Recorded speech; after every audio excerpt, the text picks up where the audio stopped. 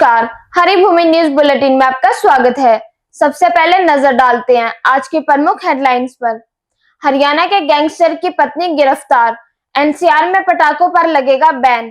HD देवे गौड़ा के पोते को सुप्रीम कोर्ट का झटका, ट्रेन को ड्रिल करने की साजिश नाकाम।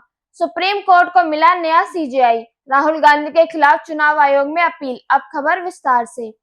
सबसे पहले बात करते हैं हरियाणा के गैंगस्टर कौशल चौधरी की पत्नी मनीषा की।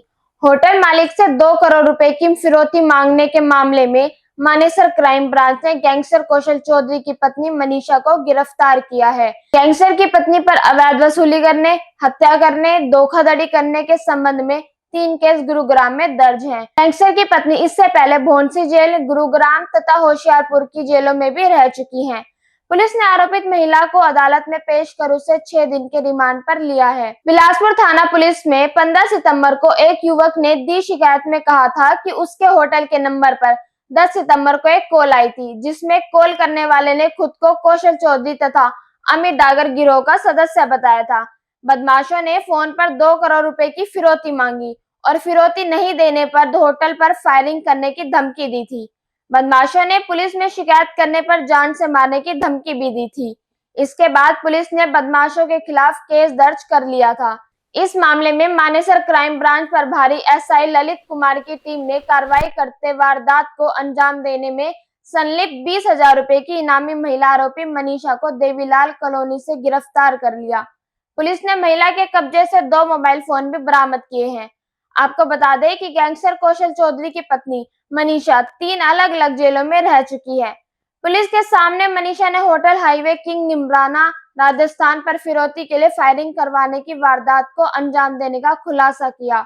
वहीं मानेसर घाटी में पुलिस मुठभेड़ में पकड़े गए 4 आरोपियों को तथा सेक्टर 29 गुरुग्राम के क्षेत्र से पकड़े गए एक व्यक्ति को अवैध हथियार उपलब्ध कराने का भी खुलासा किया। पुलिस ने मनीषा को अदालत में पेश कर उसे 6 दिन के पुलिस हिरासत रिमांड पर ले लिया है। बात करते हैं पटाखों पर बैन की। सुप्रीम कोर्ट ने पटाखों पर बैन को लेकर कहा है कि कोई भी धर्म प्रदूषण फैलाने वाली आदतों का समर्थन नहीं करता है। सुप्रीम कोर्ट ने दिल्ली सरकार को 25 नवंबर तक पटाखों पर स्थायी बैन लगाने के लिए तैयारी करने को कहा है। दिल्ली पुलिस को भी इस बारे में निर्देश दिए गए हैं। दिल्ली पुलिस पटाखे जलाने से रोकने के लिए एसआईटी भी बनाएगी। इसके साथ ही एसएचओ को पटाखे जलाने पर लगा बैन सही तरीके से लागू करने की जिम्मेदारी दी जाएगी। सुप्रीम कोर्ट ने कहा कि प्रदूषण मुक्त वातावरण में रहने का अधिकार संविधान के अनुच्छेद 21 के तहत एक मौलिक अधिकार है। हमारा मानना है कि कोई भी धर्म ऐसी किसी गतिविधि को बढ़ावा नहीं देता है जो प्रदूषण को बढ़ावा देती हो या लोगों के स्वास्थ्य के साथ समझौता करती हो। आपको बता दें कि कई हिंदू संगठन पटाखे जलाने का समर्थन करते हैं। दिल्ली सरकार ने 14 अक्टूबर को पटाखों पर बैन लगा दिया था, लेकिन दिवाली के दौरान बैन का सही तरीके से पालन नहीं हुआ और दिल्ली एनसीआर में जमकर पटाखे जलाए गए। इसके बाद कोर्ट ने कहा है कि दिल्ली पुलिस ने बैन को गंभीरता से नहीं लिया। सुप्रीम कोर्ट ने आदेश दिया कि दिल्ली पुलिस आयुक्त 25 नवंबर तक हल्फनामा दाखिल कर बताए कि क्या सभी पटाखे निर्माताओं को प्रतिबंध के बारे में नोटिस जारी किया गया था। इसके साथ ही पुलिस से ये भी कहा कि पटाखों की ऑनलाइन बिक्री पर रोक लगाने के लिए जो कदम उठाए गए हैं उनके बारे में विस्तार से बताया जाए। सुप्रीम कोर्ट ने राष्ट्रीय राजधानी क्षेत्र में शामिल सभी राज्यों से कहा है कि वायु प्रदूषण को नियंत्रित करने के लिए जो भी कदम उठाए गए हैं उनके बारे में सुप्रीम कोर्ट को जानकारी दें। दिल्ली एनसीआर में हरियाणा, उत्तर प्रदेश और राजस्थान के कुछ हिस्से शामिल हैं। अब बात करते हैं ट्रेन की पटरियों को निशाना बनाने वाले असामाजिक तत्वों की। देश के विभिन्न हिस्सों में बीते कुछ समय से ट्रेनों को हादसे का शिकार बनाने के लिए साजिश की खबरें सामने आ रही हैं। ताजा मामला बिहार और उत्तर प्रदेश की सीमा से आया है।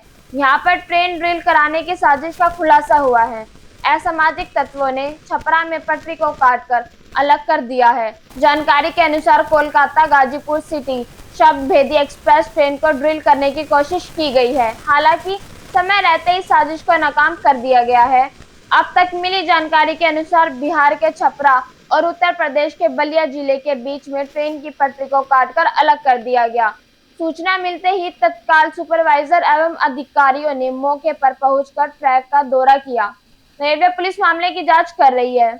अब बात करते हैं सुप्रीम कोर्ट के नए मुख्य न्यायाधीश यानी चीफ जस्टिस ऑफ इंडिया की। देश को नया सीजीआई मिल गया है।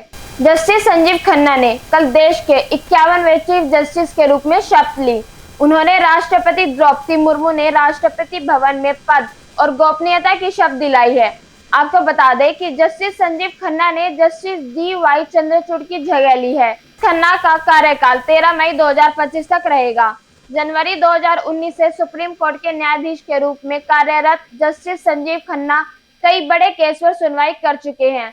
खन्ना ईवीएम की विश्वसनीयता को बनाए रखने, चुनावी बॉन्ड योजना को खत्म करने, अनुच्छेद 370 को हटाने और दिल्ली के पूर्व मुख्यमंत्री अरविंद केजरीवाल को अंतरिम जमानत देने जैसे कई महत्वपूर्ण फैसलों का हिस्सा रहे हैं।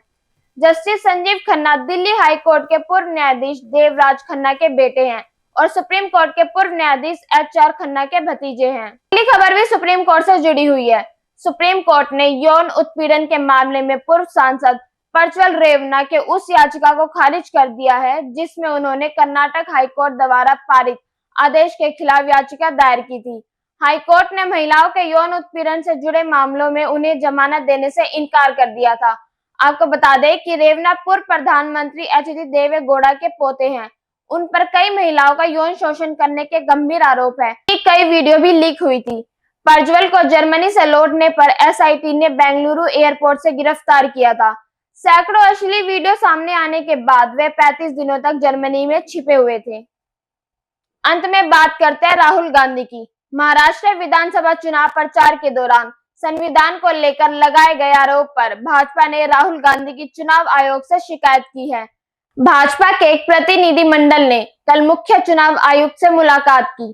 प्रतिनिधिमंडल में शामिल केंद्रीय कानून मंत्री अर्जुन राम मेघवाल ने कहा कि हमने चुनाव आयोग को बताया है कि राहुल गांधी महाराष्ट्र चुनाव में झूठ बोल रहे हैं, उनके खिलाफ कार्रवाई की जाए। 6 नवंबर को भी उन्होंने झूठ बोला है। उन्होंने संविधान की धज्जियां उड़ाई और झूठ बोला कि भाजपा संविधान को नष्ट करने वाली है। ऐसी ही खबरों से जुड़े रहने के लिए देखते रहिए हरी भूमि टीवी और खबरों को विस्तार से जानना है तो हरी भूमि अखबार पढ़ें।